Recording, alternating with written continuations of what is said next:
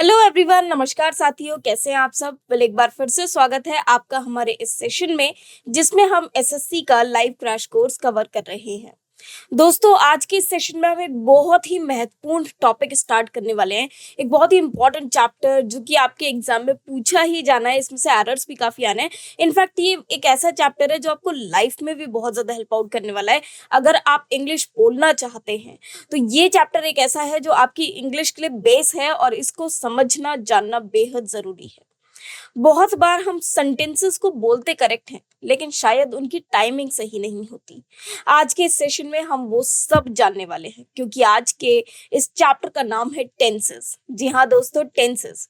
और टेंसेस हमने अक्सर सुना है कि टाइम एंड टेंस, मतलब टेंस एक रिलेशन है टाइम का। ओके, कोई भी बात जो हम बोलते हैं, कार्य जो हम करते हैं, वो किस समय पर किया जाना चाहिए, पूरे सेंटेंस को जो कवर करता है वही है टेंसेस।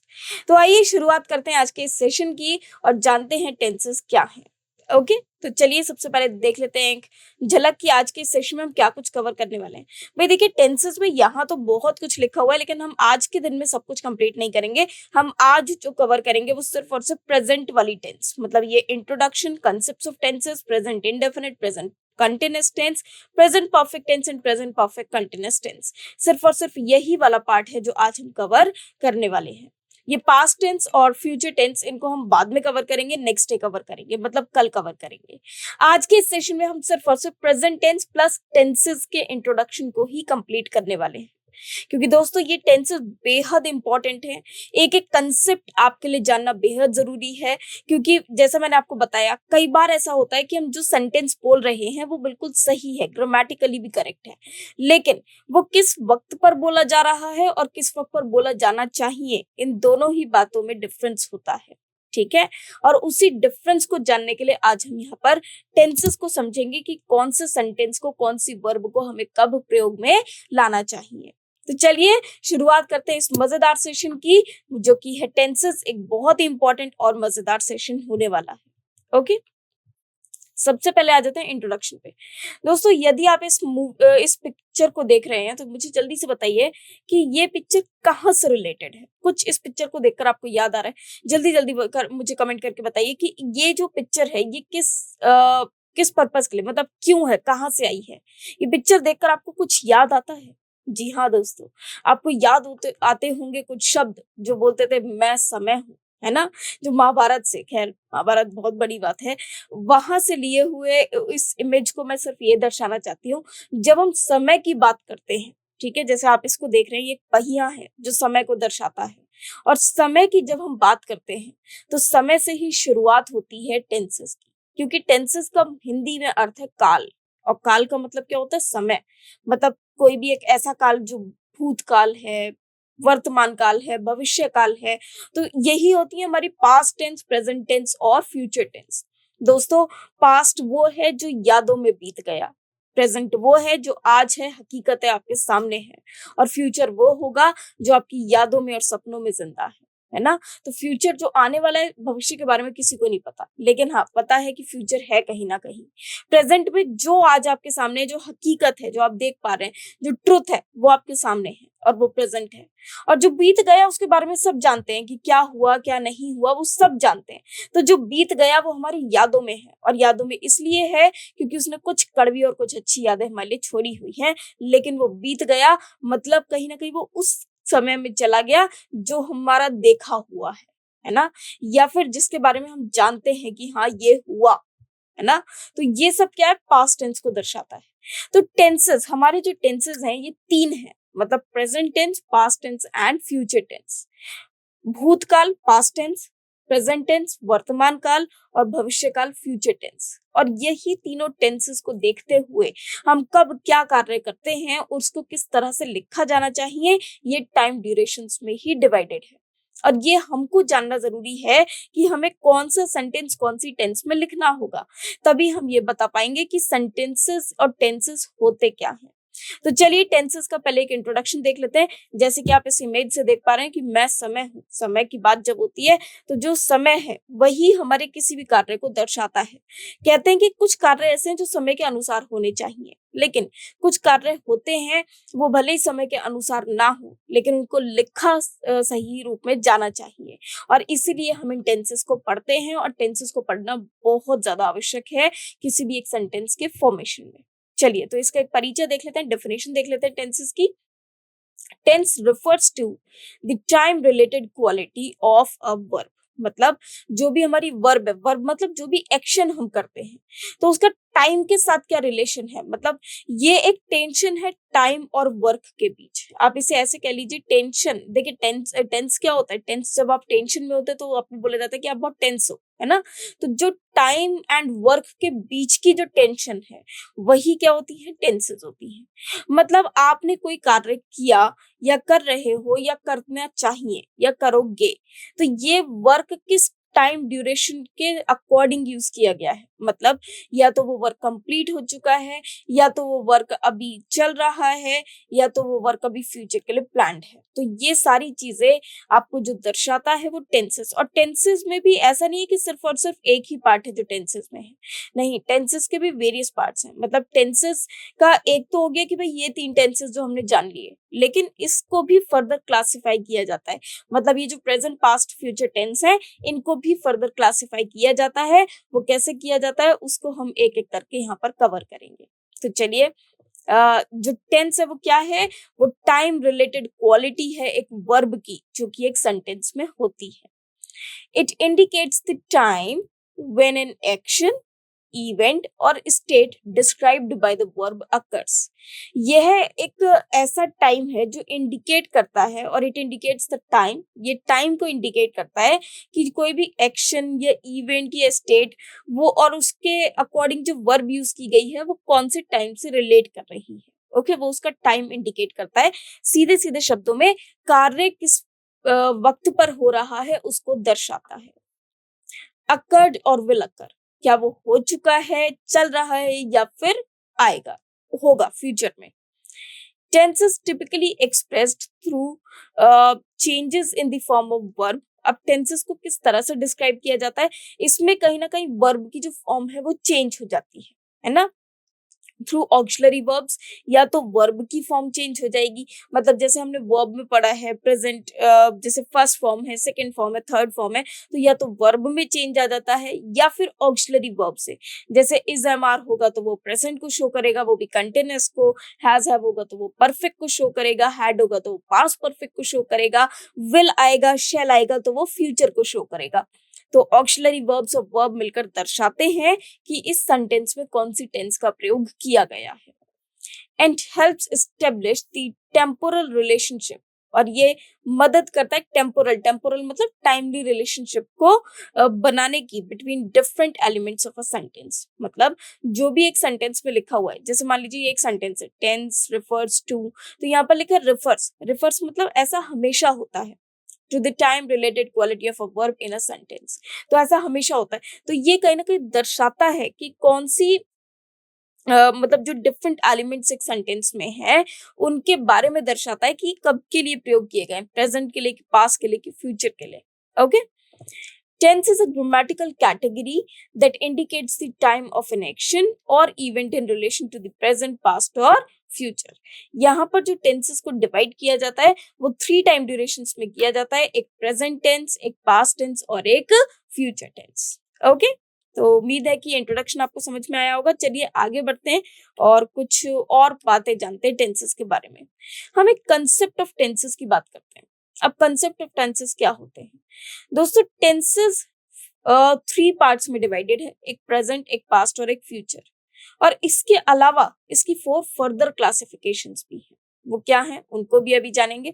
फिलहाल मैं आपको बता दूं, प्रेजेंट टेंस, पास्ट टेंस और फ्यूचर टेंस का ये एक एग्जांपल है। जैसे सपोज कीजिए अभी आप सोच रहे हैं कि हम एग्जाम की तैयारी कहाँ से करें, तो ये प्रेजेंट की बात हो रही है ना। आप अभी सोच रहे हैं, सॉरी, ये पास्ट की बात हो रही है है ना? आप पास्ट में सोच रहे थे कि भई हम एग्ज़ाम की तैयारी करें कहाँ से, है ना? जब तक हमारी क्लास स्टार्ट नहीं हुई आप ये सोच रहे थे कि भई एग्ज़ाम की तैयारी बेस्ट कहाँ से होगी? कहाँ पर हमारे पैसे भी कम जाएँगे, कहाँ पर हम अच्छे से पढ़ भी पाएँगे, कहाँ पर बेस्ट क्लासेस हमको मिलेंगी। तो ऐसा आप एक वक़्त पर सोच रहे थे, ये दर्शाता है पास्ट टेंस को। फिर आपको साथी मिला, साथी मिलते ही आपको समझ में आ गया कि हाँ भई ये सारी क्लासेस हैं, जैसे कि आप मेरी क्लासेस देख रहे हैं और भी सब्जेक्ट्स की क्लासेस देख रहे हैं कि भई ये बहुत ही अच्छा प्लेटफ़ॉर्म है पढ़ने के लिए और यहाँ से आप बेस्ट प्रिपरेशन कर सकते हैं, वो भी बहुत ही कम आई मीन बिल्कुल ही फ्री में और यहाँ पर क्लासेस आप ले सकते हैं। तो ये क्या है? ये आपका प्रेज़ेंट है, जिसमें आप तैयारी कर रहे हैं, मतलब आप पढ़ाई कर रहे हैं। तो ये पास्ट को दर्शा रहा है, जबकि ये प्रेज़ेंट को, है ना? आप अभी तक परेशान थे कहाँ से पढ़ें और अभी प्रेजेंट में आप पढ़ रहे हैं। देखिए आप बैठकर क्लास पढ़ रहे हैं ना मेरी, उसके बाद अब फ्यूचर में आप बड़े हैप्पीली खुशी-खुशी एग्ज़ाम दे पाएँगे, है ना? और एग्ज़ाम देकर क्लियर भी कर पाएँगे। तो ये आपका फ्यूचर है ना? तो ये कहीं न कहीं एक एग्ज़ाम को लेकर हमने बनाया कि पास्ट में हम सोच रहे थे कहाँ से पढ़ें, प्रेजेंट में हम पढ़ रहे हैं एक अच्छी जगह से और फ्यूचर में हम सोच रहे हैं कि हम अपना एग्ज़ाम ऐसे दे रहे होंगे, वो भी खुशी-खुशी, है ना? तो यही प्रेजेंट, पास्ट और फ्यूचर को दर्शाता है। अब इनकी फर्दर क्लासिफिकेशंस क्या हैं?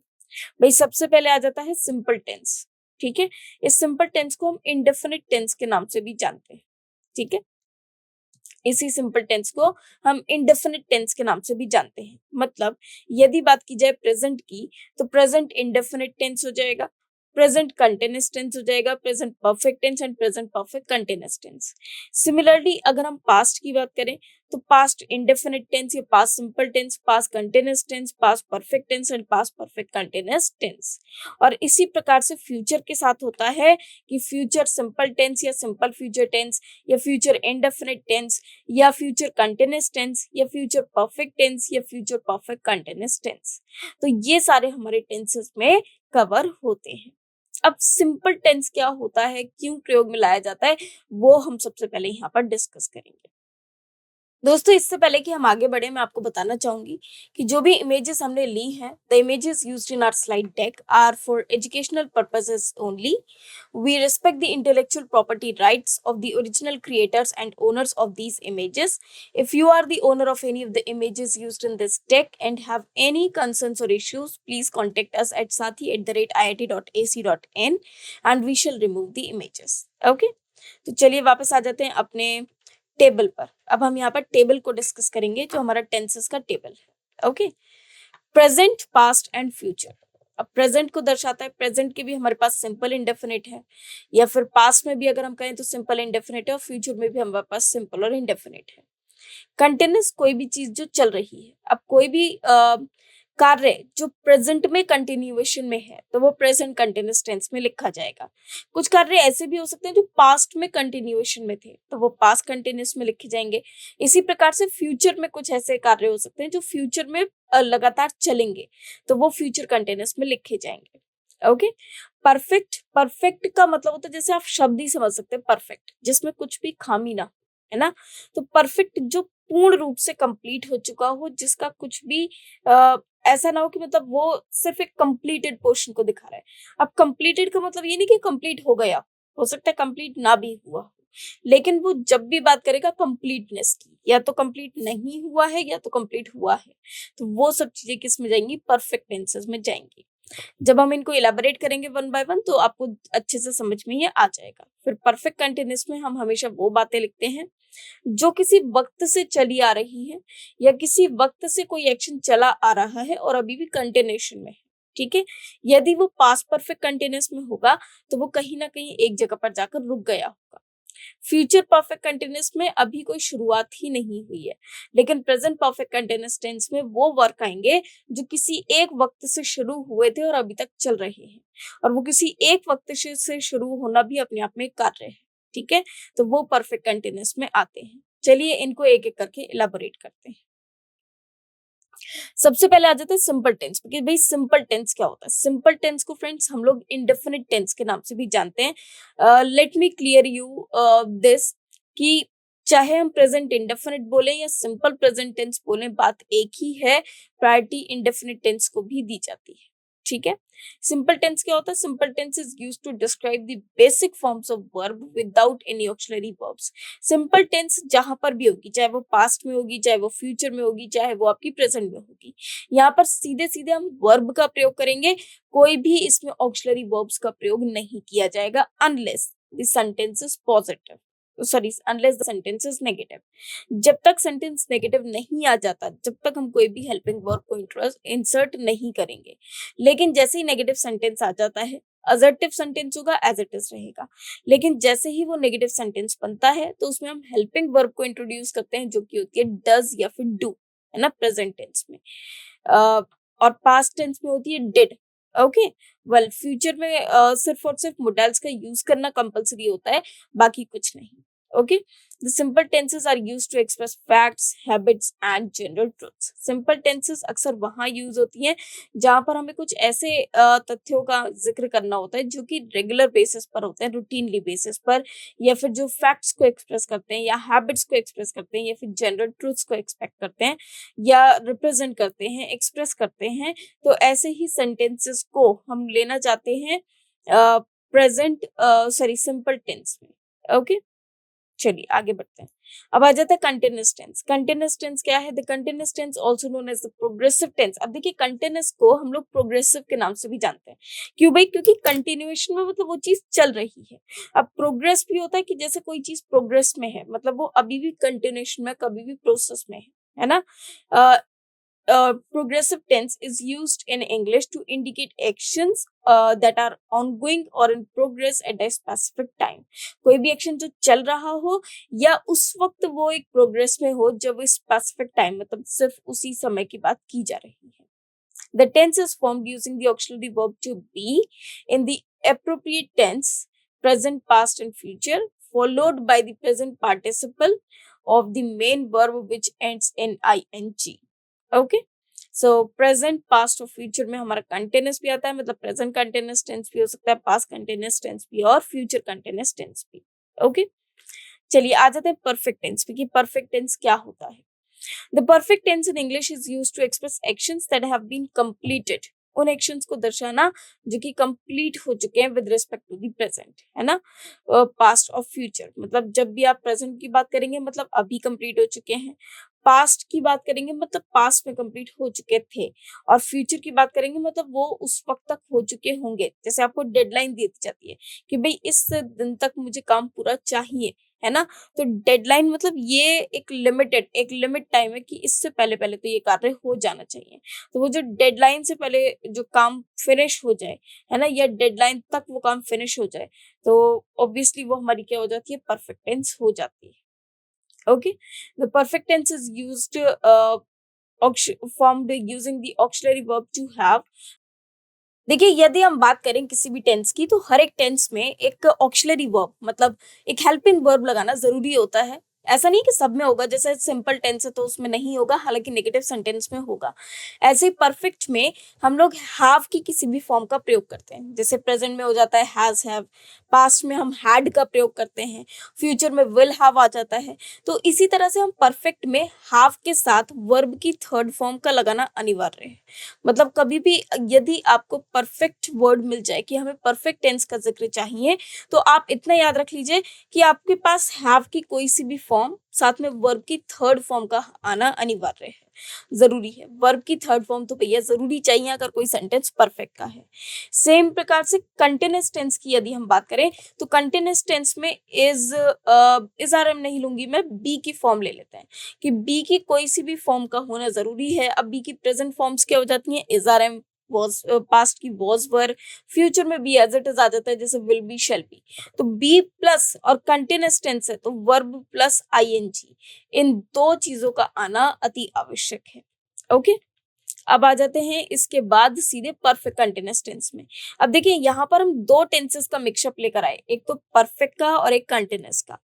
तो परफेक्ट और कंटिन्यूअस दोनों ही टेंसेस के रूल्स को यहाँ पर अप्लाई होना जरूरी है। अब भाई परफेक्ट टेंस क्या कहता है कि भाई मुझे हैव की कोई सी भी फॉर्म चाहिए साथ में वर्ब की थर्ड फॉर्म, जबकि कंटिन्यूअस क्या कहता है कि भाई मुझे बी की फॉर्म चाहिए और साथ में वर्ब विद आईएनजी, मतलब वर्ब की फोर्थ फॉर्म चाहिए। ठीक है, वर्ब की फोर्थ फॉर्म को हम लोग आईएनजी फॉर्म के नाम से जानते हैं। अब इन दोनों की ही इच्छा किस तरह से पूरी की जाए, किस प्रकार से पूरी की जाए, तो हम लोग क्या करते हैं कि हैव के साथ हम लोग बीन का प्रयोग करते हैं और वर्ब विद आईएनजी का प्रयोग करते हैं। ठीक है, तो देखिए इसमें तीनों कंडीशन पूरी हो गई। कौन कौन सी? सबसे पहले हैव आ गया, फिर बी की फॉर्म पूरी हो गई जो कि थर्ड फॉर्म में है बीन, तो यहाँ पर बी का काम भी पूरा हो गया और हैव के बाद थर्ड फॉर्म का भी काम पूरा हो गया। अब मेन वर्ब जो होगा वो आईएनजी फॉर्म में आ जाएगा, तो वो भी आ गया।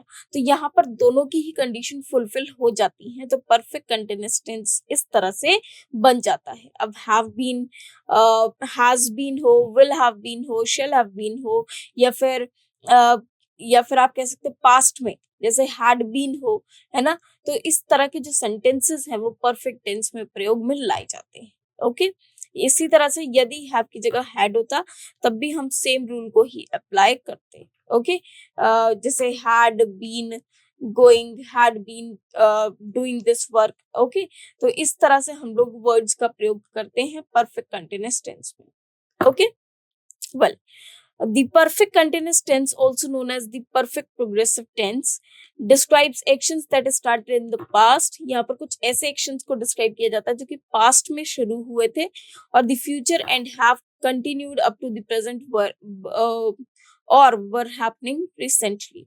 कोई भी एक ऐसी चीज जो कि अभी हुई है, जस्ट हुई है, या फिर कोई भी चीज जो प्रेजेंट में चल रही है, उसको दर्शाने के लिए वो पास्ट की जो टेंस है उसका प्रयोग किया जाता है।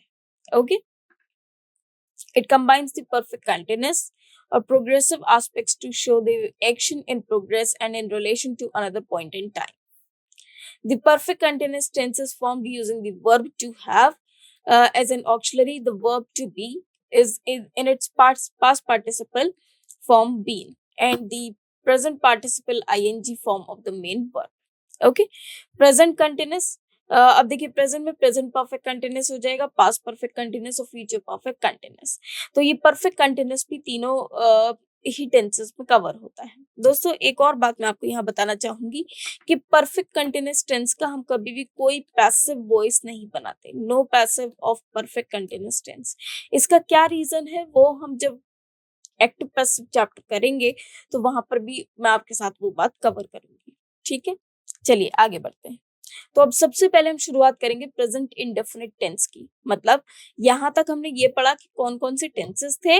अब हम यहाँ पर प्रेजेंट इंडेफिनिट टेंस मतलब प्रेजेंट टेंस की शुरुआत करेंगे, जिसमें हम सबसे पहले प्रेजेंट इंडेफिनिट टेंस को पढ़ना शुरू करेंगे।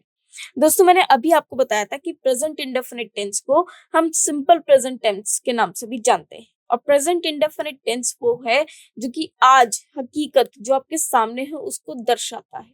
तो यहाँ पर ये पूरी जो टेंसेस का एक पैटर्न है इसको ध्यान से समझिएगा, ताकि आप कभी भी जब सेंटेंस बोलें तो उनको ध्यान से देखकर बोलें कि आपको किस वक्त पर कौन सा सेंटेंस बोला जाना चाहिए। ये सिर्फ और सिर्फ आपके ग्रामेटिकल एस्पेक्ट्स नहीं बल्कि आपकी ग्रामर को भी इम्प्रूव करने में सहायक है। ठीक है, तो चलिए आ जाते हैं प्रेजेंट इंडेफिनिट टेंस पे। The present indefinite tense, also known simply as the simple present, is a verb tense used to describe actions, events, or states that are factual, habitual, or generally true. Okay? जो present indefinite tense है उसको हम simple tense के नाम से भी जानते हैं, जो कि एक वर्ब टेंस को डिस्क्राइब करती है, इवेंट्स को, स्टेट्स को या फैक्चुअल को, हैबिचुअल को, लेकिन और कुछ ऐसे भी जो जनरल ट्रूथ है। It is used for actions that happen regularly, routines, facts, universal truths और state of being। देखिए यदि हम बात करें प्रेजेंट इंडेफिनिट टेंस की, तो कोई भी एक ऐसा एक्शन जो रेगुलर बेसिस पर होता है, रूटीन बेसिस पर, मतलब जो रोज रोज होता हो या फिर किसी एक पर्टिकुलर इंटरवल पे होता हो। जैसे मैं अगर आपसे कहूँ कि मैं हर संडे को देर से सोकर उठती हूँ, तो यहाँ पर ये काम एवरी संडे होता है ना। वह हर रोज मंदिर जाता है, तो यह काम हर रोज होता है, रूटीनली होता है, और मतलब एक रूटीन है, एक रेगुलर डेज पर होता है। हम रोज स्कूल जाते हैं, तो ये काम रोज रोज होता है। तो कोई भी काम जो रिपीट हो, अब ऐसा नहीं है कि रोज रोज ही रिपीट हो, चाहे वो हर महीने में हो, चाहे वो हर साल में हो, चाहे वो हर सेंचुरी में हो, चाहे वो हर डेकेड में हो, तो जब कोई चीज रिपीट होती है पर्टिकुलर इंटरवल ऑफ टाइम पर, तो वो हमारी प्रेजेंट इंडेफिनिट टेंस में लिखी जाएगी। और ऐसे बहुत सारे एक्शंस हैं जो हम डेली बेसिस पर रेगुलर किया करते हैं और एक रेगुलर टाइम पर ही किया करते हैं। ठीक है, या एटलीस्ट उसको रोज किया करते हैं। ठीक है। तो कोई भी एक ऐसे एक्शन को हमें यहाँ दर्शाना है जो कि एवरीडे लाइफ में इस लोगों के होते हैं। इवन जनरल ट्रूथ्स की अभी अगर हम बात करें तो वो प्रेजेंट इंडेफिनिट टेंस में ही लिखे जाते हैं, क्योंकि जनरल ट्रूथ तो जनरल ट्रूथ है, वो एक बार हो गया तो जिंदगी में हमेशा ही वैसा ही होता है, वैसा ही होता आया, वैसे ही होता रहेगा, इसलिए वो भी प्रेजेंट इंडेफिनिट टेंस में लिखे जाएंगे। ओके, जैसे प्रेजेंट इंडेफिनिट टेंस, अब हम सबसे पहले रूल्स को कवर करेंगे। तो आइए देखते हैं प्रेजेंट इंडेफिनिट टेंस के रूल्स क्या है। भाई रूल्स हमारे पास सेंटेंसेस कौन कौन से हैं, एक तो अफर्मेटिव सेंटेंस है, नेगेटिव सेंटेंस है, interrogative, interrogative negative, WH questions. तो ये सारे हमारे अ, जो सेंटेंसेस, टाइप्स ऑफ सेंटेंसेस है वही है। अफर्मेटिव में क्या हो जाएगा, सब्जेक्ट, सब्जेक्ट के साथ फर्स्ट फॉर्म ऑफ वर्ब को हमें यूज करना है, या फिर हम वर्ब विद एस और ईएस का प्रयोग कर सकते हैं प्लस ऑब्जेक्ट। जब भी सिंगुलर सब्जेक्ट होगा तो हमें यूज करना है वर्ब विद एस और ईएस, लेकिन आई, वी, यू और कोई भी प्लूरल सब्जेक्ट यदि आ जाए, है ना, तो उस केस में हम सिर्फ और सिर्फ फर्स्ट फॉर्म ऑफ वर्ब का प्रयोग करेंगे, नॉट एस और ईएस। ओके, सब्जेक्ट के साथ यदि सिर्फ इज, एम, आर, आई और उसके बाद आ जाए कॉम्प्लीमेंट, जैसे शी इज अ डॉक्टर, तो डॉक्टर एक कॉम्प्लीमेंट हो गया, she is very good. Okay, so she is good, तो गुड एक कॉम्प्लीमेंट हो गया, तो वहां पर हम सीधे सीधे जो भी हेल्पिंग वर्ब है उसके बाद सीधे एडजेक्टिव लिख देंगे, है ना, that will be the complement. Negative, subject plus do does plus not. अब जैसे ही सेंटेंस नेगेटिव बनेगा तो हम डू और डस का प्रयोग करेंगे, डू प्लूरल में और डस सिंगुलर में, हालांकि यू के और आई के साथ भी डू का ही प्रयोग किया जाएगा। ओके, बट ये सिर्फ और सिर्फ नेगेटिव सेंटेंस में ही होगा। Interrogative, do or does plus subject plus first form of verb plus object. फिर इंटेरोगेटिव नेगेटिव, इंटेरोगेटिव नेगेटिव मतलब क्वेश्चन जो कि नेगेटिव वाला क्वेश्चन, तो उस केस में डू और डस पहले आएगा, फिर subject plus not plus first form of verb plus object. और सबसे लास्ट में आ जाता है डब्ल्यू एच क्वेश्चन, जिसमें डब्ल्यू एच वर्ड हो जाता है, फिर डू एंड डस, फिर subject and then first form of the verb and then object. The third person singular form is the one that commonly changes. Most verb just add n s, but some verbs have irregular forms. For instance, the verb to have becomes has and to do becomes does. Okay, चलिए अब आ जाते हैं next पे। तो अब आ जाते हैं प्रेजेंट इंडेफिनिट के एग्जांपल्स पे। जैसे आप देखते हैं, she reads novels in her free time, वो जब भी उसके पास खाली समय होता है वो नॉवेल्स पढ़ती है ना, मतलब ऐसा सिर्फ एक बार नहीं होता, जब भी उसके पास खाली टाइम मिलेगा उसको वो नॉवल पढ़ने लग जाती है। They play football every Sunday, वह हर संडे को फुटबॉल खेलते हैं। तो ऐसा काम हर संडे को होता है, तो रिपीटेड बेसिस पर जैसे ही हो जा रहा है तो वो कहाँ आ जाएगा आपका प्रेजेंट इंडेफिनिट टेंस में। I do not love chocolate ice cream, मुझे चॉकलेट आइसक्रीम पसंद ही नहीं है, मतलब ये परमानेंट सिचुएशन है, I don't love chocolate ice cream, तो इससे भी लिखा जाएगा प्रेजेंट इंडेफिनिट टेंस में। He does not speak French fluently, तो यहाँ पर वो नहीं बोलता, वो फ्रेंच को फ्लुएंटली नहीं बोलता है, तो ये भी हमारे प्रेजेंट इंडेफिनिट टेंस को ही दर्शाता है। He does not speak French fluently, does he speak French fluently, तो इस तरह के क्वेश्चन जो रहते हैं वो आपका प्रेजेंट परफेक्ट टेंस में ही लिख पाएंगे, क्योंकि उसी के एग्जांपल्स हैं जिसमें टाइम को दर्शाया जाता है कि हाँ टाइम एक पर्टिकुलर कुछ ऐसे आवर्स होते हैं जो बीत गया, जबकि वो टाइम ऐसा है जो रूटीन बेसिस पर बार बार आपके सामने आकर अकर हो जाता है, that is called present tense. Okay, next पढ़ते हैं प्रेजेंट इंडेफिनिट टेंस के और examples. Does the sun rise in the west, does she not read novels in her free time, do they not play football every Sunday? What do you study at university? What do you study at university? तो इस तरह के जितने भी sentences हैं वो हमारे आ जाते हैं प्रेजेंट इंडेफिनिट टेंस में। अब देखिए प्रेजेंट इंडेफिनिट टेंस का क्या यूसेज है। सबसे पहले जनरल ट्रूथ को दर्शाने के लिए हम लोग प्रेजेंट इंडेफिनिट का प्रयोग करते हैं। These are the facts that are always true. Water boils at 100 degree Celsius, तो ऐसा तो भाई हमेशा होता है, वाटर को बॉईल करो, जैसे 100 डिग्री सेल्सियस पे लेकर आओ तो बॉईल होना शुरू हो जाएगा।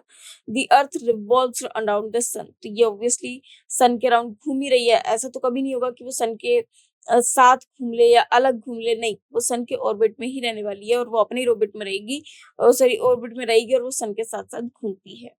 ओके, उसके बाद the sun rises in the east and sets in the west, कि सनराइज तो होता है ईस्ट में जबकि सेट होता है वेस्ट में। तो ये भी हमारे इंडेफिनिट ट्रूथ्स हैं जिनको हम दर्शा रहे हैं। Mount Everest is the highest mountain in the world, तो ये परमानेंट सिचुएशन है, तो इसको भी हम प्रेजेंट इंडेफिनिट टेंस में ही लिखेंगे। The capital of France is Paris, ये भी परमानेंट सिचुएशन है। और ग्रास इज ग्रीन, ये भी आपका यूनिवर्सल ट्रूथ है, जनरल फैक्ट है। ओके, इस तरह के जितने भी होंगे उनका जो उन्हें जो आप लिखेंगे वो आप प्रेजेंट इंडेफिनिट टेंस में ना लिखकर उसकी टेंस का नेम लिख सकते हैं। हालांकि आपको एरर्स पूछने के लिए मिलता है, तो एरर्स तो आप डायरेक्ट ही बता सकते हैं। ठीक है, चलिए आगे बढ़ते हैं नेक्स्ट पेज पे। फिर आ जाता है present indefinite usage, habits and routines. She goes to the gym every day. Okay, they attend temple on Sundays. I brush my teeth twice a day. अब देखिए कितनी अच्छी लड़की, दोनों बार ब्रश करती है एक दिन में, है ना।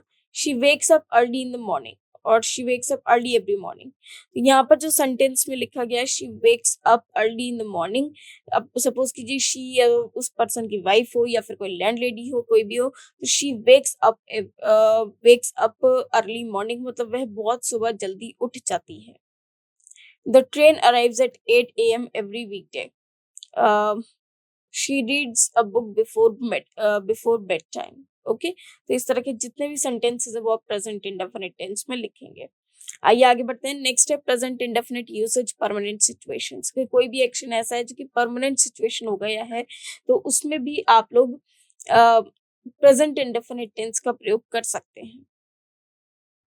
देखिए अब आ जाते हैं प्रेजेंट इंडेफिनिट के यूसेज परमानेंट सिचुएशंस पे। कुछ सिचुएशंस ऐसी होती हैं जो हमेशा के लिए होती हैं, परमानेंट होती हैं, तो इस तरह की सिचुएशंस को भी हम लोग प्रेजेंट इंडेफिनिट टेंस में ही लिखते हैं। जैसे situations that don't change over time, कुछ ऐसी बातें होती हैं जो समय के साथ नहीं बदलती, वो सेम रहती हैं।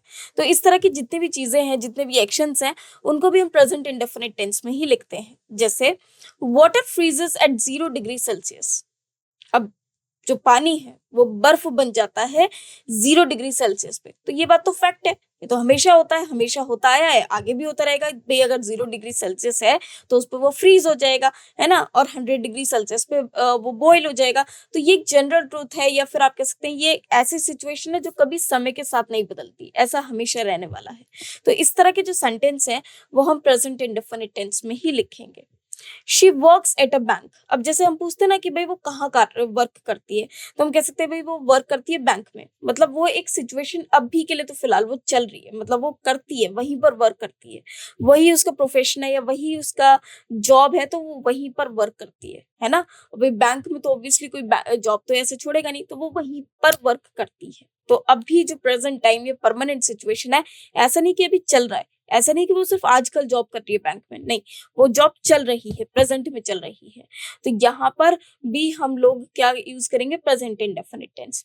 She lives in London. अब भाई आप अगर कहीं पर भी रहते हैं, आपसे कोई पूछे वेयर डू यू लिव, तो आप बताते हैं I live in India, I live in Meerut, I live in Noida, I live in Delhi, I live in Mumbai. तो वो एक सिटी का नेम लेते हैं, है ना, या आप एक सिटी का नेम लेते हैं। अब जैसे यहाँ पर है कि शी लिव्स इन लंडन, वह लंदन में रहती है, मतलब ये एक परमानेंट सिचुएशन है, वह वहीं सेटल्ड है, वहीं रहती है ना, जो वक्त के साथ नहीं बदल जाएगी।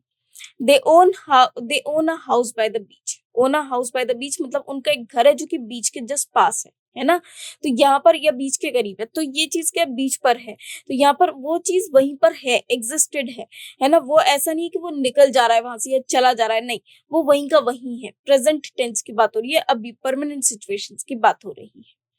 ही works as a teacher at local school.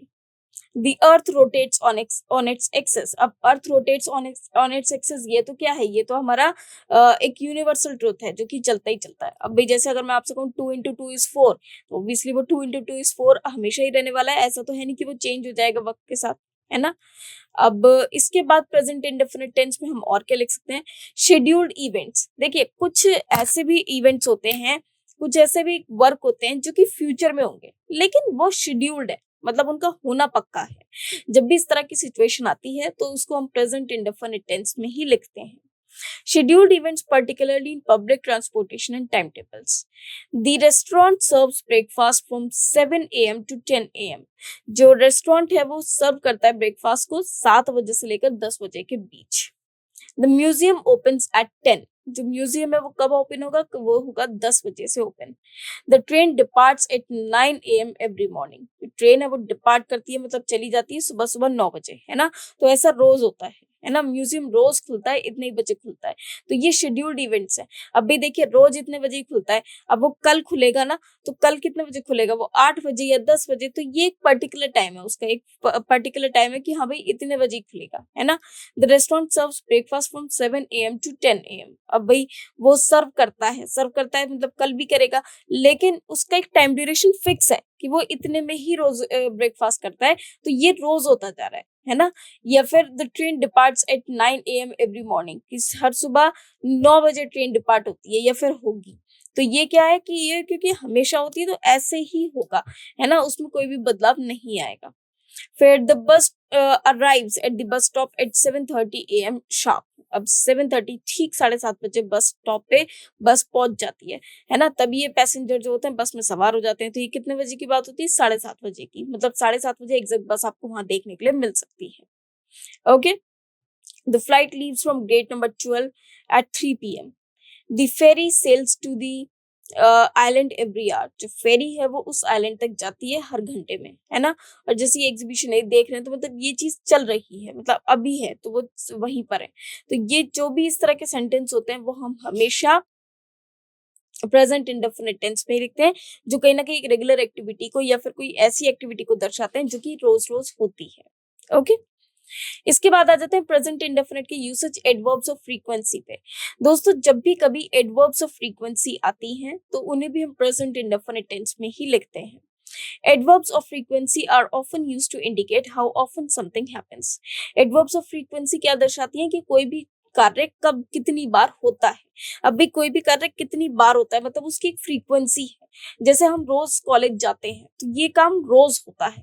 हमारी क्लास रोज आती है तो ये कार्य रोज होता है। अब देखिए दोस्तों, आपने अभी अगर देखा हो तो बहुत सारे ऐसे फ्यूचर के इवेंट्स हैं जो अभी से रेडी हैं। आपको पता लग गया होगा भाई ये कल क्या पढ़ने वाले हैं, परसों क्या पढ़ने वाले हैं। तो ये क्या है, फ्यूचर के इवेंट्स को दर्शाता है कि ये सब कुछ हम लोग फ्यूचर में करने वाले हैं।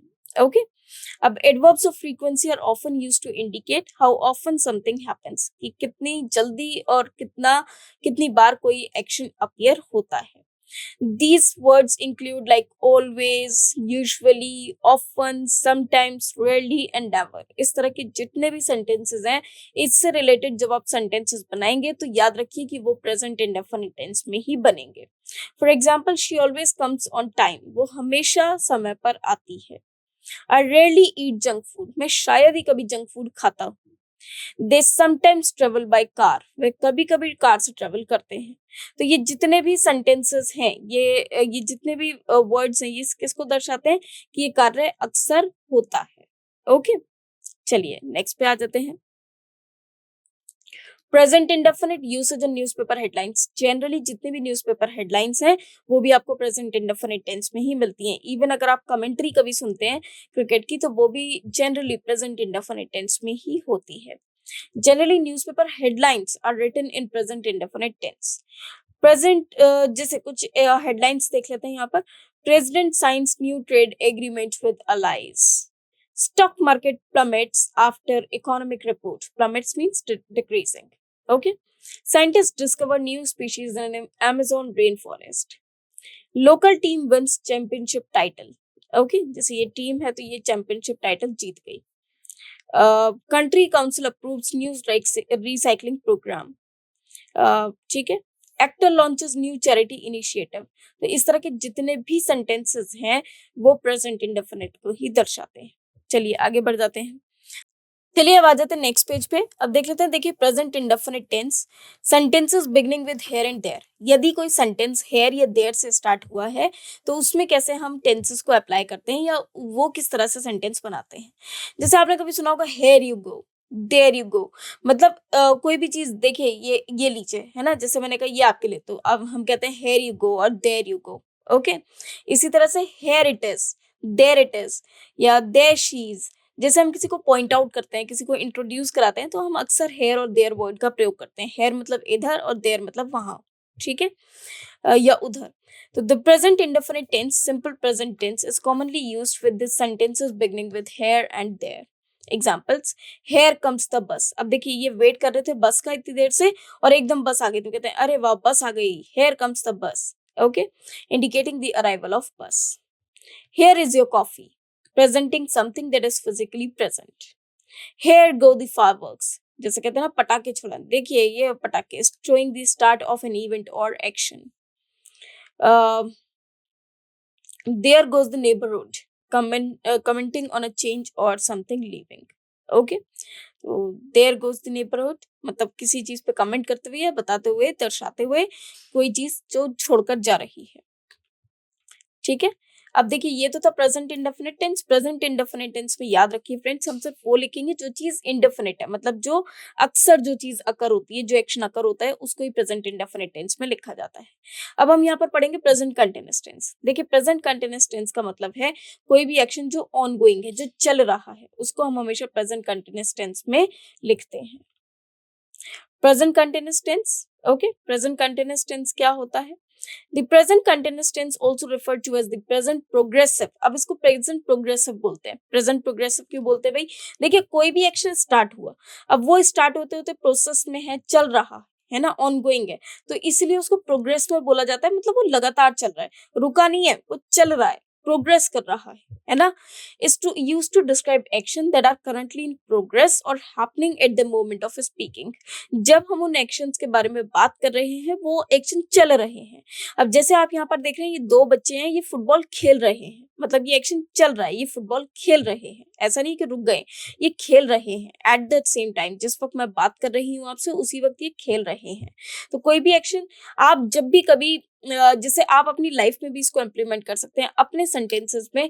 आप जो भी कार्य इस वक्त कर रहे हैं, जैसे हम लोग इस वक्त क्या कर रहे हैं, हम लोग टेंसेस पढ़ रहे हैं, तो ये चीज जो चल रही है ये हमेशा प्रेजेंट कंटिन्यूअस टेंस में लिखी जाएगी। ओके, प्रेजेंट कंटिन्यूअस टेंस के रूल्स देख लेते हैं।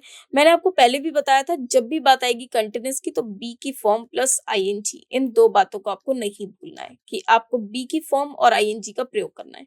अब देखिए प्रेजेंट इंडेफिनिट टेंस के रूल्स जिस तरह से हमने बनाए थे, जैसे subject plus verb first form, यहाँ पर चेंज क्या होगा, क्योंकि कंटिन्यूअस टेंस है तो बी की हमें कोई सी भी फॉर्म चाहिए होगी, और बी की जो प्रेजेंट फॉर्म्स होती हैं वो क्या होती हैं, इज, एम एंड आर, है ना, मतलब इन तीनों में से किसी का होना अनिवार्य है। Affirmative subject plus is are am plus first form of verb with ING plus object. Okay, तो इस तरह से हम लोग लिखते हैं जो अफर्मेटिव सेंटेंस है कि सबसे पहले सब्जेक्ट आ जाता है, फिर इजआरएम, फिर first form of verb with I N G, और इस वाले फॉर्म को first form of verb with I N G इसको हम वर्ब फोर्थ के नाम से भी जानते हैं। मतलब कभी भी अगर मैं आपसे कहती हूँ वर्ब की फोर्थ फॉर्म, मतलब वो वर्ब की आईएनजी फॉर्म के बारे में मैं जिक्र कर रही हूँ। Negative, subject, then is rm, then not, then first form of verb with ing, then object. Okay, negative में हम सिर्फ और सिर्फ नॉट वर्ड को इंट्रोड्यूस कराएंगे। Interrogative is are am plus subject plus first form of verb with ING plus object. Interrogative negative is are am plus subject plus not plus first form of verb with ING plus object. WH questions कौन से हो जाते हैं भाई, WH word फिर is are am plus subject plus first form of verb with ING plus object. Okay, चलिए next पे आ जाते हैं, प्रेजेंट कंटिन्यूअस टेंस। अब प्रेजेंट कंटिन्यूअस टेंस के एग्जांपल्स देखते हैं। I am reading a book right now. Okay, जैसे मैं बुक पढ़ रही हूँ तो ये देखिए जैसे ये लड़कियां ये बुक पढ़ रही हैं तो ये कार्य ऑनगोइंग है, ये चल रहा है ना, ये कार्य कंटिन्यूएशन में, ये कार्य चल रहा है इस वक्त। She is studying for her exam this week. अब वह पढ़ रही है क्योंकि उसका एग्जाम इसी हफ्ते है, तो आप देख रहे हैं कि वो पढ़ रही है, ये कार्य अभी चल रहा है। I am not reading a book right now, obviously हम में से कोई बुक नहीं पढ़ रहा है इस वक्त। Am I reading a book right now, नहीं, I am teaching you right now. She is studying for her exam this week. Is Payal not singing now. Is Bablu not laughing, तो भाई बबलू कोई तो होगा इस क्लास में, तो वो नहीं इस वक्त हंस रहा है। Where is she going for vacation. अब देखिए वेयर इज शी गोइंग में तो वेयर हमारा क्वेश्चन वर्ड आ गया, फिर इज जो कि हेल्पिंग वर्ब है, फिर शी जो कि सब्जेक्ट है, और फिर वर्ब विद आईएनजी। हमेशा याद रखिएगा जब भी इस तरह का स्ट्रक्चर होगा तो हम लोगों को क्या करना होता है भाई, पहले सबसे पहले हम इजआरएम को ही पुट करते हैं। अगर कोई क्वेश्चन वर्ड है तो उसे इजआरएम से पहले रखेंगे। ओके, और जो इजआरएम है इंटेरोगेटिव में उसे सबसे पहले रखना है और अफर्मेटिव में उसे सब्जेक्ट के बाद रखना है। ठीक है, तो सिचुएशन हमारी यही रहती है, subject plus verb plus object. Okay. इसी बीच में आप नेगेटिव भी अप्लाई कर सकते हैं, लेकिन यदि कोई सेंटेंस इंटेरोगेटिव है तो आप उस क्वेश्चन वर्ड को पहले लिखेंगे, बाकी के सेंटेंस बाद में लिखेंगे। ओके। अब आ जाते हैं प्रेजेंट कंटिन्यूअस टेंस के यूसेज पे, जो कि ऑनगोइंग एक्शंस हैं। Actions that are going on right now or happening at the moment of speaking. कोई भी एक्शन जो अभी चल रहा है या फिर जिस वक्त हम बात कर रहे हैं उस वक्त वो चल रहा है। Okay. She is talking on the phone, मतलब है अभी फोन पे बात कर रही है। I am reading a book, मैं एक बुक पढ़ रही हूँ। They are studying for their exams this week. He is playing football with his friends. अब देखिए वह अपने दोस्तों के साथ खेल रहा है ना, तो ये खेल अभी चल रहा है, तो हम इस पे भी आईएनजी फॉर्म का प्रयोग करेंगे। We are watching a movie at the cinema. I am writing an email to my boss. तो जब भी आप कोई सेंटेंस बोलते हैं, आप देखिए जो भी कार्य आप उस वक्त कर रहे हैं वो आपको प्रेजेंट कंटिन्यूअस टेंस में लिखना है, उन एक्शंस को जो फिलहाल में चल रहे हैं। जैसे मान लीजिए कोई एक व्यक्ति है जो अभी तैयारी कर रहा है, किसकी तैयारी कर रहा है, यूपीएससी की, तो वो अभी तैयारी कर रहा है, मतलब उसकी तैयारी प्रोसेस में है।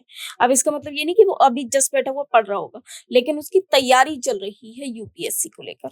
ओके। प्रेजेंट कंटिन्यूअस टेंस जो कि टेम्पररी एक्शंस होते हैं, बहुत सारे जो टेम्पररी एक्शंस होते हैं उनको दर्शाने के लिए हम लोग प्रेजेंट कंटिन्यूअस टेंस का प्रयोग करते हैं। Actions happening around the present time but not necessarily at the very moment of speaking। कुछ भी ऐसे एक्शन जो अभी मतलब टेम्पररी सिचुएशंस हैं, आजकल चल रहे हैं, जरूरी नहीं है जिस वक्त हम उसके बारे में बात कर रहे हैं जब वो चल रहा है। जैसे मैंने कहा कि भाई रवि यूपीएससी की तैयारी कर रहा है, हो सकता है वो इस वक्त सिर्फ घूमने गया हो अपने फ्रेंड्स के साथ, लेकिन मैं उसकी टेम्पररी एक्शन, मतलब उसकी लाइफ में जो टेम्पररी टाइम है कि वो आजकल जो तैयारी कर रहा है, वो यूपीएससी की क्लासेस ले रहा है या यूपीएससी की तैयारी कर रहा है, तो कुछ ऐसे एक्शन जो आजकल चल रहे हैं। ठीक है। I am staying at my friend's house this week. मैं अपने फ्रेंड के घर पे इस वीक ठहर रहा हूँ, मतलब इस वक्त वो कंटिन्यूअस एक्शन में है। Okay. They are working on a new project, वे न्यू प्रोजेक्ट पे वर्क कर रहे हैं। I am learning to play the piano these days. Okay. So ये लड़की कह रही है कि भाई मैं पियानो सीख रही हूँ आजकल, है ना। He is studying for his exams this semester. वह पढ़ रहा है अपने एग्जाम्स के लिए। We are planning a trip to Europe next month, है ना, हम प्लान कर रहे हैं, किस चीज का प्लान कर रहे हैं, यूरोप जाने का नेक्स्ट वीक में। ओके। चलिए, present continuous tense usage changing situations, जब सिचुएशंस चेंज होती हैं। Describing a situation or trend that is evolving. Example, the climate is getting warmer. More people are becoming vegetarian. अब देखिए जो क्लाइमेट है, अब कोई एक ऐसी चीज जो कि इवॉल्विंग हो या ट्रेंड में हो, जैसे कहते हैं ना न्यू फैशन, कोई भी चीज ट्रेंड में है या जो बार बार अकर हो रही है या कंटिन्यूसली अकर हो रही है, मतलब बार बार नहीं, जैसे जो कंटिन्यूसली जो एक जैसे आप कहते हैं कि दिन पर दिन ऐसा होता चला जा रहा है, तो वो कंटिन्यूशन में, मतलब प्रोग्रेस में चलती चली जा रही है, या तो डिक्लाइन में या फिर हमेशा प्रोग्रेस में, मतलब अप में। तो जो चीज इवॉल्विंग है, ट्रेंडिंग है, उनको भी हम प्रेजेंट कंटिन्यूअस टेंस में लिख सकते हैं, चाहे वो एक जगह पर बढ़ती जा रही है, चाहे वो एक जगह पर कम होती जा रही है ना। जैसे क्लाइमेट बहुत ज्यादा वार्मर होती जा रही है ना। जैसे आजकल देखते हैं कि ग्लोबल वार्मिंग बढ़ती जा रही है, कितनी ज्यादा हीट रहती है, और ऐसा दिन पर दिन हर साल ये जो मौसम है वो बदलता जा रहा है, हर साल जो गर्मी है वो बढ़ती जा रही है, तो ये जो ग्लोबल वार्मिंग है वो बढ़ती जा रही है। More people are becoming vegetarian. अधिक से अधिक लोग वेजिटेरियन बन रहे हैं, है ना। जैसे आपने देखा कि इन्होंने वेजिटेरियन को फॉलो किया है, अधिक से अधिक लोग वेजिटेरियन बन रहे हैं। Okay. Technology is advancing at a rapid race, और टेक्नोलॉजी एडवांस हो चुकी है रैपिड रेस पे। She is becoming more confident in her abilities. वह बन चुकी है एक वह और भी ज्यादा कॉन्फिडेंट होती जा रही है अपनी एबिलिटीज में। They are improving their customer service to attract more clients. He is gradually learning to speak Spanish fluently. fluently.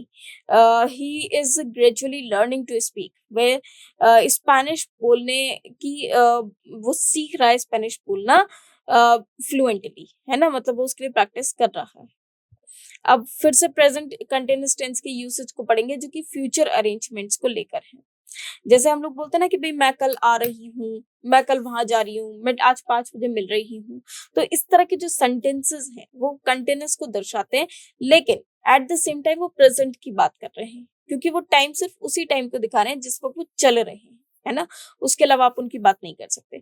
तो फ्यूचर अरेंजमेंट्स में कई बार क्या होता है, हमें टाइम की रिक्वायरमेंट होती है। जैसे कोई भी एक्शन यदि फ्यूचर में होता है तो वो अभी हम फ्यूचर की बात नहीं करेंगे, अभी हम प्रेजेंट की बात करेंगे। जैसे मैंने कहा कि भाई मेरी बहन कल आ रही है, तो ये क्या है, कल वो आ रही है मतलब वो एक प्रोसेस में है, इस एक प्लानिंग का और इस के आने का वो प्रोसेस में है, और वो कल आ रही है। तो ये चीज क्या है, कहीं ना कहीं एक प्रोसेस, एक कंटिन्यूशन में चल रहा है। ओके, जो फ्यूचर अरेंजमेंट्स के तहत है।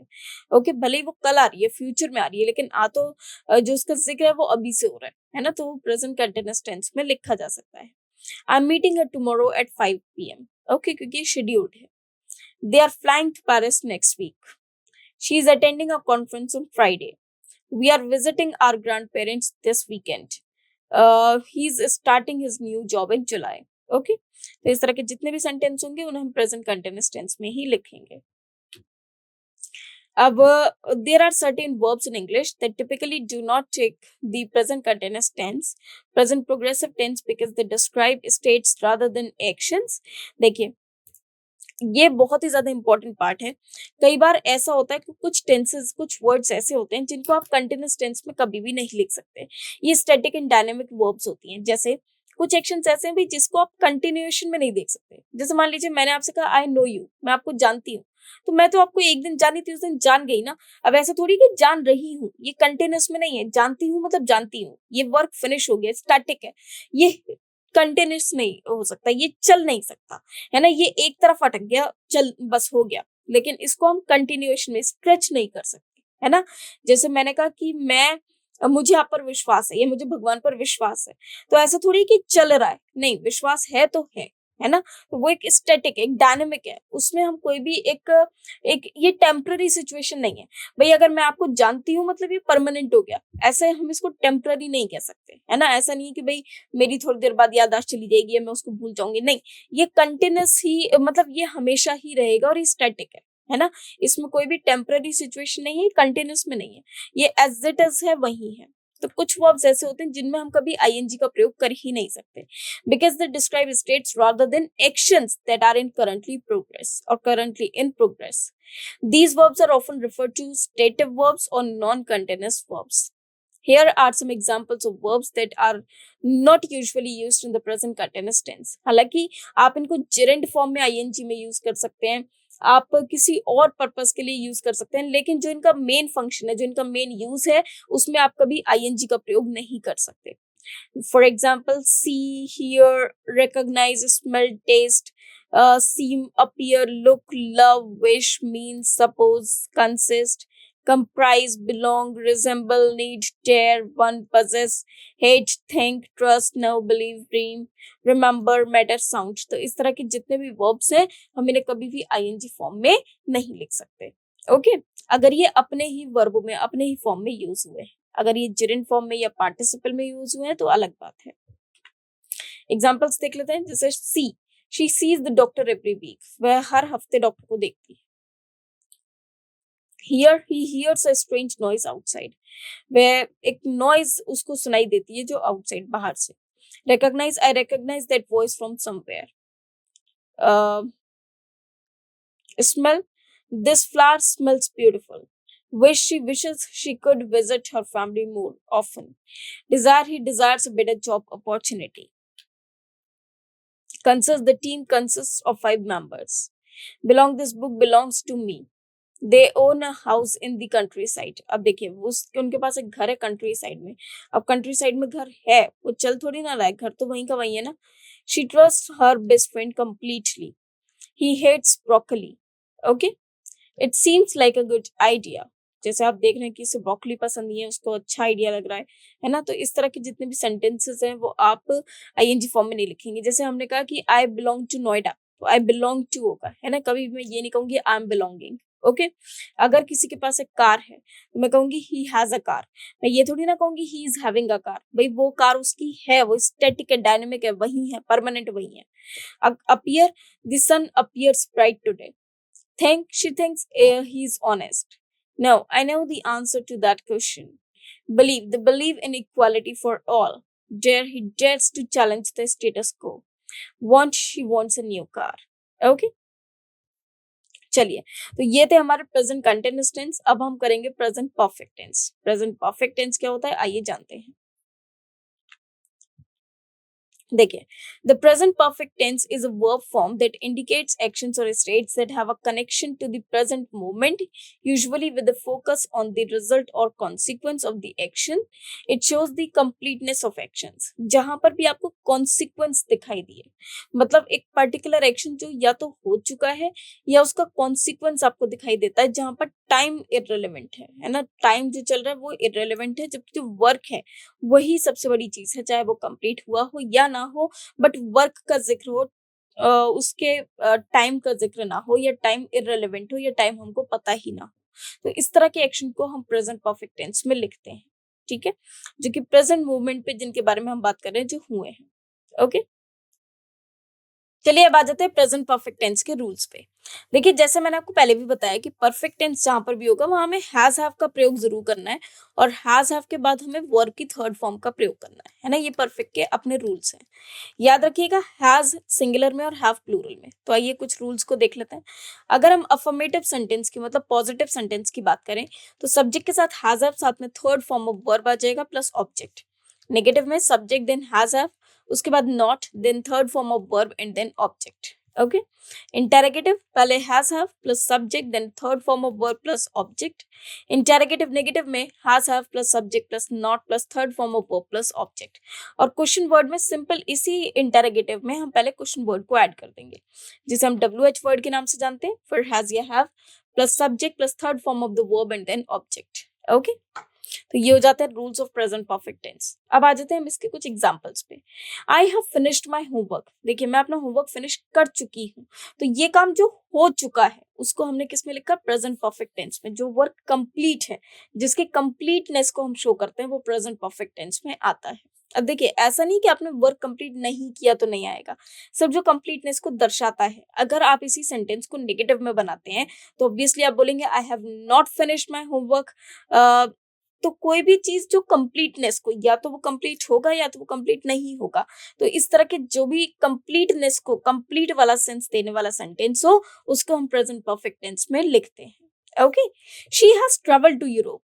जैसे मैंने कहा, भाई वह एक बार यूरोप घूम चुकी है, वह तो यूरोप घूम चुकी है ना। तो ये यूरोप जा चुकी है, ये यूरोप घूम चुकी है, तो ये कार्य उसकी लाइफ में हो चुका है। तो कोई भी कार्य जो आपकी लाइफ में एक बार हो चुका हो, अकर हो चुका हो, या एक कंप्लीटनेस को शो करता हो, वो हम प्रेजेंट परफेक्ट टेंस में लिखते हैं। अब देखिए, जैसे ही मैंने कहा she has travelled to Europe, आपको ये तो पता है कि वो ट्रेवल कर चुकी है यूरोप में। कब किया था ये तो नहीं पता, बट इतना जरूर पता है कि वो ट्रेवल कर चुकी है, वो यूरोप घूम चुकी है। I have not seen that movie. मैंने अभी तक उस मूवी को नहीं देखा है, या मैंने उस मूवी को कभी नहीं देखा है। I have not arrived yet, sorry, they have not arrived yet, वह अभी तक नहीं आए हैं। हैव यू विजिटेड पेरिस, क्या तुम कभी पेरिस गए हो, है ना। तो इस तरह के जितने भी सेंटेंसेस हैं उनको हम प्रेजेंट परफेक्ट टेंस में लिखेंगे। चलिए, अब आ जाते हैं प्रेजेंट परफेक्ट टेंस के और एग्जांपल्स पे। Has he finished his work, क्या वह अपना वर्क फिनिश कर चुका है। What have you done, who has been waiting for you, तुम्हारे लिए कौन वेट कर रहा है। Why have not you finish your homework, तुमने अपना होमवर्क फिनिश क्यों नहीं किया है। was when has she visited Paris, वह पेरिस कब गई थी, है ना। तो इस तरह के जितने भी सेंटेंसेस हैं उन्हें हम प्रेजेंट परफेक्ट टेंस में लिख सकते हैं। Okay, now present perfect tense usage actions completed in the recent past. यदि कुछ ऐसे एक्शंस हैं जो कि अभी रीसेंट पास्ट में ही कवर हुए हैं, तो उनको भी हम प्रेजेंट इंडेफिनिट टेंस में लिख सकते हैं, सॉरी, प्रेजेंट परफेक्ट टेंस में लिख सकते हैं। Actions that took place at an unspecified time before now and are relevant to or have effect on the present. तो इस तरह के जितने भी sentences हैं उनको present perfect tense में लिखा जाएगा। She has finished her homework. Okay. They have visited the museum before. She has graduated from university. They have moved to a new city. He has lost his keys. I have finished reading the book. तो इस तरह के जितने भी sentences हैं इनको present perfect tense में लिखा जाएगा। ओके, नेक्स्ट पे आ जाते हैं। Present perfect tense usage life experiences, कुछ भी एक ऐसा जो आपने लाइफ में कभी एक्सपीरियंस किया हो, मतलब वो आप लाइफ में एक्सपीरियंस कर चुके हैं, तो वो भी एक ऐसे एक्शन को दर्शाता है जो कि आपकी लाइफ में हो चुका है, तो वो भी हम प्रेजेंट परफेक्ट टेंस में लिख चुके हैं, लिख सकते हैं। जैसे when discussing life experiences without specifying when they occurred, I have traveled to Kashmir, मैं कश्मीर घूम चुकी हूँ या कश्मीर जा चुकी हूँ, तो सोचिए कितनी बड़ी बात है, और ये मेरी लाइफ में एक बार हो चुकी है। He has never eaten sushi. She has studied art history. Okay. They have lived in Japan. He has worked as a chef. तो कोई भी कार्य जो आपकी लाइफ में आप एक्सपीरियंस कर चुके हैं या हो चुका है, उसको भी हम प्रेजेंट परफेक्ट टेंस में ही लिखेंगे। ओके, चलिए आगे बढ़ते हैं। Present perfect tense usage changes over time. देखिए, बहुत सी चीजें ऐसी होती हैं जो वक्त के साथ साथ चेंज हो जाती हैं, तो उसको भी हम प्रेजेंट परफेक्ट टेंस में लिखते हैं। ठीक है। To discuss how something or someone has changed over time. Technology has evolved rapidly over the past decade. जैसे हमने कहा कि भाई टेक्नोलॉजी बहुत अच्छे से इवॉल्व हो चुकी है, बहुत ज्यादा डेवलप हो चुकी है इन पास्ट डेकेड में। डेकेड मतलब दशक, जो कि 10 सालों का एक होता है, तो पास्ट डेकेड मतलब जो पिछले 10 साल थे, उसमें काफी ज्यादा टेक्नोलॉजी ने इम्प्रूवमेंट कर लिया है, प्रोग्रेस कर लिया है। अब जैसे आप देख सकते हैं कि भाई सबसे पहले इस तरह के कंप्यूटर्स होते थे, फिर कुछ इस तरह के आए, फिर कुछ इस तरह के आए, और फिर बिल्कुल ही लैपटॉप पर आ गए लोग, है ना। तो ये जो है ये तरक्की हो गई है ना टेक्नोलॉजी की।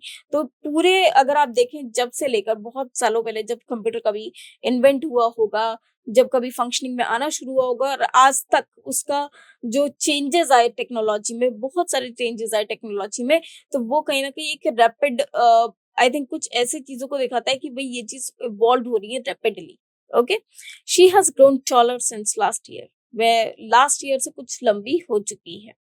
They have renovated their house. Okay. his English has improved significantly since he started taking classes. The climate has changed dramatically in recent decades. Okay. Present perfect tense usage multiple actions at different time. Events that happened many times in the past and might happen again. We have seen that movie several times. हमने उस movie को कुछ बार देखा है। अब देखिए, we have seen that movie several times, it means उस movie को हमने कुछ बार देखा है। She visited her grandparents every summer when she was a child. They traveled to Europe multiple times before they had children. Okay, so कई बार वो Europe गए थे before they had children. Okay. He played soccer in high school and college. We went camping with friends every year. Okay. Now ये वाला जो sentence है fifth वाला, this is not in present perfect tense, तो इसको हम यहाँ पर इग्नोर कर सकते हैं। और दे प्लेड सॉसर, ये भी आप इग्नोर कर सकते हैं। ऐसा क्यों?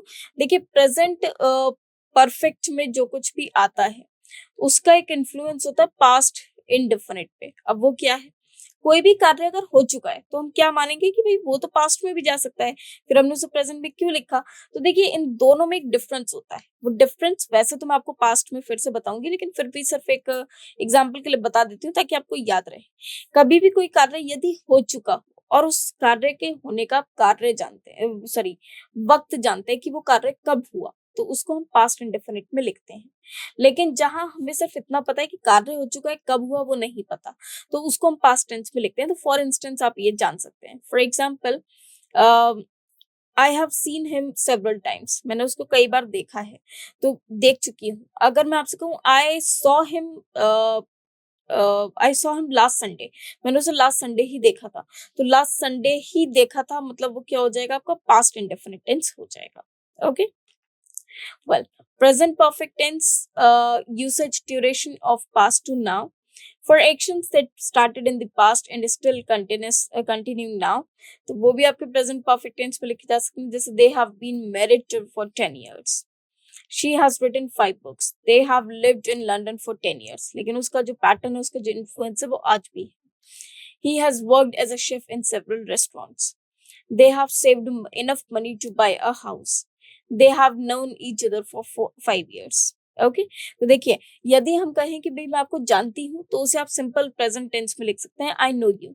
लेकिन अगर मैं आपसे कहूँ मैं आपको 10 साल से जानती हूँ, तो उसको हम प्रेजेंट परफेक्ट टेंस में लिखेंगे। आप इसे ऐसा भी कह सकते हैं कि यदि हम प्रेजेंट इंडेफिनिट टेंस में कोई टाइम ड्यूरेशन को ऐड कर रहे हैं, तो समझिए कि वो प्रेजेंट परफेक्ट टेंस का ही सेंटेंस बनेगा। Okay.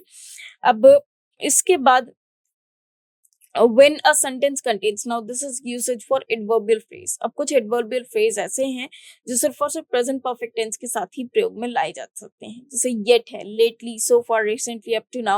it often signals the use of the present perfect tense।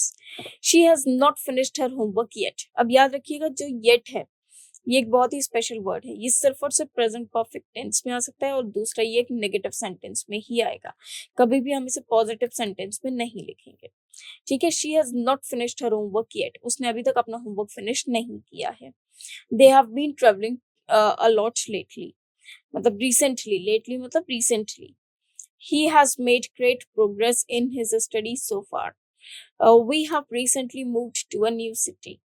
she has set up she has up to now completed all her assignments on time। okay। फिर आ जाते हैं present perfect tense usage yet. The adverb yet is typically used in negative sentences with the present perfect tense। As I told you, she has not finished her homework yet। उसने अभी तक अपना homework finish नहीं किया है। They have not arrived yet। He has not called me yet। We have not received the package yet। She has not eaten lunch yet। Okay। अब आ जाते हैं प्रेजेंट परफेक्ट कंटिन्यूअस टेंस पे। Okay. अभी तक हमने पढ़ा present perfect tense. Now it is time to read present perfect continuous tense. देखिए, प्रेजेंट इंडेफिनिट टेंस में हमने वो एक्शन देखे जो रेगुलर बेसिस पर होते हैं, कंटिन्यूअस जो चल रहे हैं, परफेक्ट जो कंप्लीटनेस को शो करते हैं। प्रेजेंट परफेक्ट कंटिन्यूअस क्या होता है फ्रेंड्स? प्रेजेंट परफेक्ट कंटिन्यूअस, यदि कोई कार्य एक वक्त से शुरू हुआ और अभी भी प्रोसेस में है, तो वो प्रेजेंट परफेक्ट कंटिन्यूअस कहलाता है। Now present perfect continuous tense definition and rules. The present perfect continuous tense describes actions or events that started in the past and are still continuing or were happening recently. Has, have plus been plus first form of verb with ing plus object plus since, for, and time. Negative subject plus has, have not been first form of verb with ing object then since, for, and time. Interrogative has, have plus subject been first form of verb with ing object or since, for, time। Okay. अब देखिए, यहाँ पर time duration के लिए आपको हमेशा since और for का प्रयोग करना है। आप इसे सीधे सीधे शब्दों में ऐसे मान लीजिए, यदि कंटिन्यूअस टेंस में हम लोग टाइम को ऐड कर देंगे तो वो आपका प्रेजेंट परफेक्ट कंटिन्यूअस बन जाएगा। ओके।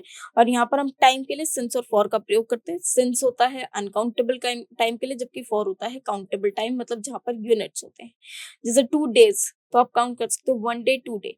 2 hours तो आप काउंट कर सकते हो 1 hour 2 hour। ओके। लेकिन अगर मैं आपसे कहूँ मंडे, तो मंडे तो कोई सा भी मंडे हो सकता है, वो एक पर्टिकुलर या फिर काउंटेबल डे नहीं है। ओके। रूल्स में इंटेरोगेटिव और नेगेटिव हो जाता है has, have plus subject been. अब देखिए, यहाँ पर जो बीन आएगा वो सब्जेक्ट के तुरंत बाद आ जाएगा, first form of verb with बाद में आएगा, then object, then since of for, and then time. WH questions, WH word has, have, then subject been, first form of verb with ing object, since of, for, and time। Since is used to specify the starting point of the education or event। It is followed by a specific point in time, a particular moment or event। For is used to indicate the duration of time that the action has been happening। It is followed by a period of time or a duration। Okay, means एक full stop से इसको end किया जाता है। Well, इस तरह के sentences को present perfect continuous tense examples। She has been studying all morning। वह पूरी सुबह पढ़ती रही। Okay, they have been working on this project since last month। वे इस प्रोजेक्ट पे काम कर रहे हैं लास्ट मंथ से। He has been playing tennis for 2 hours। वे टेनिस खेल रही है 2 घंटे से टेनिस खेल रही है। Okay. They have not been working on this project recently. वे अभी इस प्रोजेक्ट पे कोई वर्क नहीं कर रहे हैं। He has not been playing tennis for very long. What have you been doing all day? How long has she been working on this project? Okay. Well, इसके बाद आ जाते हैं present perfect continuous tense usage, actions that started in the past and continue up to the present. The tense emphasizes the duration of an action that began in the past and continues in the present। Examples: she has been reading for 2 hours. She started reading 2 hours ago and is still reading. She has been working on this project of 3 hours. Emphasizes the continuous action of working on the project from a specific point in past or up to the present. They have been living in London since 2010. Indicates continuous residence in London starting from 2010 up to the present time. He has been learning Spanish for the past few months. Highlights the ongoing process of learning Spanish that has started in the past and continues.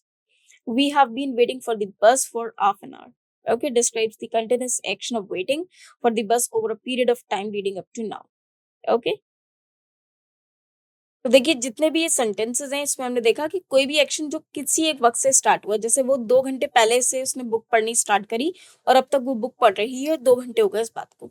अब वह London में रह रहे हैं, कब से रह रहे हैं? 2010 से, मतलब 2010 में उन्होंने रहना शुरू किया और वो कार्य अभी तक चल रहा है। तो इस तरह के जितने भी सेंटेंसेस हैं उनको हम प्रेजेंट परफेक्ट कंटिन्यूअस टेंस में लिखते हैं, जो एक पर्टिकुलर टाइम से चलते आ रहे हैं, मतलब अभी भी कंटिन्यूएशन में है। Present perfect continuous tense usage recently completed actions. They have been playing football, which is why they are so sweaty now. उन्होंने वह कुछ देर से फुटबॉल खेल रहे थे, इसलिए वह अभी स्वेटी है, पसीनों में है। Okay, when the action was happening recently and there is connection to the present, और उसका कनेक्शन प्रेजेंट के साथ भी है। She has been studying all morning. Emphasizes the continuous action of studying from earlier today up to the present moment. Okay. Present perfect continuous tense usage recently completed actions. They have been working on this project since last week. Indicates continuous work on the project that has started last week and continues to the present. He has been waiting for her call for the past hour. Shows the ongoing action of waiting for her call starting an hour ago and continuing until now. We have been discussing the issue for the past few days. Emphasizes ongoing discussion about the issue over the past few days continuing up to now. Okay. अब आ जाते हैं present perfect continuous tense पे। Usage experiences leading to the current moment to describe an experience up to the present. I have been working at this company since 2010. She has been working hard to achieve her promotion. Emphasizes ongoing effort and dedication over time leading up to the possibility of achieving a promotion now. Okay. Well, present perfect continuous tense usage recently completed actions. They have been studying diligently for their exams. Shows continuous effort and focus on studying leading up to their current state of preparation for exams. He has been saving money to buy a car. अभी वो कुछ वक्त से save कर रहा है money, किसके लिए? कार खरीदने के लिए। Indicates ongoing saving of money over a period of time leading up to his ability to consider purchasing a car now. Okay. We have been learning from our mistakes. हम अपनी mistakes से कुछ ना कुछ सीख रहे हैं, मतलब ये कंटिन्यूस प्रोसेस है जो किसी एक वक्त से स्टार्ट हुआ और अब तक चल रहा है। Reflects ongoing process of gaining insights and lessons from past mistakes influencing current decisions or actions. तो इस तरह के जितने भी एक्शंस हैं वो हम सारे के सारे प्रेजेंट परफेक्ट कंटिन्यूअस टेंस में लिखते हैं। दोस्तों, आज हमने यहाँ पर प्रेजेंट परफेक्ट कंटिन्यूअस टेंस को पूरी तरह से कंप्लीट किया है। इवन हमने प्रेजेंट इंडेफिनिट टेंस को देखा, प्रेजेंट परफेक्ट टेंस को देखा, प्रेजेंट कंटिन्यूअस टेंस को देखा और प्रेजेंट परफेक्ट कंटिन्यूअस टेंस में याद रखिएगा सब कुछ सिर्फ और सिर्फ प्रेजेंट को ही दर्शाते हैं। प्रेजेंट इंडेफिनिट टेंस में वो चीजें आएंगी जो हर रोज होती हैं, रूटीनली होती हैं, हर एक पर्टिकुलर इंटरवल ऑफ टाइम पर होती हैं। प्रेजेंट कंटिन्यूअस में जो चीज चल रही है, और अगर उसी कंटिन्यूअस में हम लोग टाइम को ऐड कर दें तो वो प्रेजेंट परफेक्ट कंटिन्यूअस टेंस में आ जाता है, जहां पर एक वक्त से शुरू हुआ, कोई कार्य एक वक्त से शुरू हुआ और वो अभी भी चल रहा है। ओके, तो वो प्रेजेंट परफेक्ट कंटिन्यूअस टेंस में लिखा जाएगा। यदि कोई कार्य हो चुका है या उसकी समाप्ति हो चुकी है लेकिन उसका इन्फ्लुएंस अभी प्रेजेंट में भी है, उसके कॉन्सिक्वेंसेस हमें प्रेजेंट में दिख रहे हैं, तो वो प्रेजेंट परफेक्ट टेंस में लिखा जाएगा। मोर ओवर, यदि प्रेजेंट इंडेफिनिट टेंस का कोई एक्शन है और उसके साथ हम टाइम को ऐड कर दें तो वो भी आपका प्रेजेंट परफेक्ट टेंस में आएगा। जैसे मैं अगर आपसे कहूँ मैं आपको जानती हूँ, तो ये प्रेजेंट इंडेफिनिट टेंस है, आई नो यू। और अगर मैं आपसे कहूँ मैं आपको 2 सालों से जानती हूँ तो वो प्रेजेंट परफेक्ट टेंस हो जाएगा, I have known you for 2 years। Okay, इसका मतलब इस बात को 2 साल बीत चुके हैं। Okay, so present perfect continuous tense में, प्रेजेंट परफेक्ट टेंस में आपको ध्यान रखना है कि किस तरह से रूल्स को फॉलो करना है। दूसरी बात, यहाँ पर जब भी आप इन सारे शब्दों का प्रयोग करेंगे जो प्रेजेंट परफेक्ट कंटीन्यूअस टेंस में आप करते हैं, तो कोई भी जैसे वर्ब विद आईएनजी है या क्या आपको वर्ड इसमें यूज करना है, सिंस यूज करना है कि फॉर यूज करना है, तो इन बातों का आप ध्यान जरूर रखें, क्योंकि परफेक्ट कंटीन्यूअस टेंस में बीन भी आता है और आईएनजी भी आता है। सिमिलरली सिंस भी आता है, फॉर भी आता है। सिंस जब जब टाइम काउंटेबल ना हो, लेकिन फॉर जब जब टाइम काउंटेबल हो, जिसमें हमें यूनिट्स पता हो, डेज पता हो, तो काउंटेबल टाइम के लिए हम लोग फॉर का प्रयोग करते हैं। फॉर अ लॉन्ग टाइम ये एक फ्रेज है, तो इसको भी हम प्रेजेंट परफेक्ट कंटीन्यूअस टेंस में यूज कर लेते हैं। ओके, वेल आई होप कि ये सारी पॉइंट्स आपको अच्छे से क्लियर हुए होंगे, ये कंसेप्ट आपको अच्छे से समझ में आया होगा। ठीक है, और कुछ ऐसे भी वर्ब्स हमने पढ़े जो कि स्टैटिक थे, जिसमें कोई सा भी वर्ब को आईएनजी लगाकर अप्लाई नहीं करना था, क्योंकि वो कभी आईएनजी में जा ही नहीं सकते। ओके, वो हमेशा इंडेफिनिट टेंस में होंगे because they do not show the temporary actions. Okay, अगर वो अपनी ही वर्ब फॉर्म में यूज किए गए हैं। तो आज के लिए इतना ही रखते हैं। नेक्स्ट क्लास में हम लोग पास्ट टेंस को कवर करेंगे, पास्ट एंड फ्यूचर टेंस को कवर करेंगे। वेल आई होप कि यहाँ तक आप सबको क्लियर हुआ होगा। ओके, तो आज के सेशन में इतना ही। अगर आप और भी चीजें जानना चाहते हैं तो बने रहिए मेरे साथ। अगर आप और भी कुछ जानना चाहते हैं तो बने रहिए मेरे साथ। जब तक के लिए थैंक्स टू यू, धन्यवाद।